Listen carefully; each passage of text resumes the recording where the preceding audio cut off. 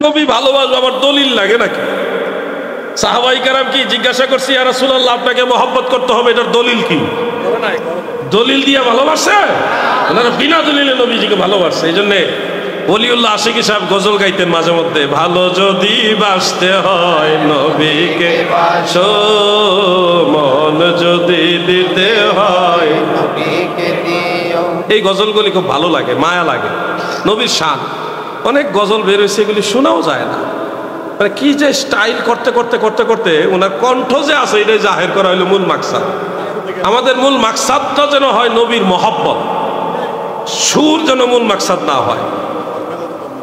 সুরও তো লাগবে, কিন্তু টার্গেট যদি সুর হয়ে যায় তখন গজলের মধ্যে মজা থাকে না, কথা বলছেন না, ফায়েজ থাকে না। এই জন্য আগে মূল টার্গেটটা হবে মহব্বত, সাথে হবে সুর, তাইলে দেখবেন আল্লাহর রহমত নাজিল হয়ে গেছে। আল্লাহ তাআলা আমাদের সবাইকে আহলে সুন্নাহ ওয়াল জামাতের পথে থাকার, সুন্নি জামাতের পথে থাকার তৌফিক দেন, আমিন।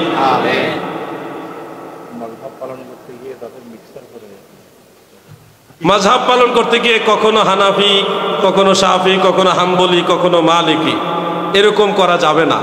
এরকম করলে আপনি বিভ্রান্ত হবেন, আপনার মধ্যে কনফিউশন তৈরি হবে এবং ধর্মের প্রতি আস্থাও অনেক সময় কমে যাবে।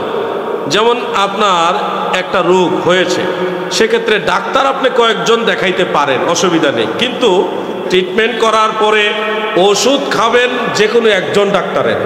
একই রোগের জন্য একই সাথে ৩-৪ জন ডাক্তারের ওষুধ যদি মিক্স করে খান, নিশ্চয়ই আপনি তাড়াতাড়ি সুস্থ হবেন।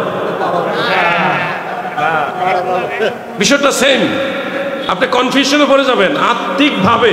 আপনি দেখেন না, হানাফি মাযহাবের একটা আমল, তারপরে শাফি মাযহাবের আরেকটা, হাম্বলি মাযহাবের আরেকটা, মালিকি মাযহাবের আরেকটা, ৪-৫টা মাযহাবের নিয়ে যদি করেন, একটা সময় ইসলামের প্রতি আপনার আস্থা এটা কমে যাবে, মানে একটা কনফিউশন তৈরি হয়ে যাবে, আত্মার মধ্যে রোগে ধরে যাবে। এই জন্য কখনো একসাথে ৩-৪ মাযহাব মিলাইয়া মানবেন না, একটা। আপনি জানার জন্য সব মাযহাব নিয়ে স্টাডি করেন, কিন্তু মানার ক্ষেত্রে একটা মাযহাব মানবেন। আল্লাহ যেন সবাইকে বোঝার তৌফিক দেন, বলেন আমিন। সবাই বলেন আমিন।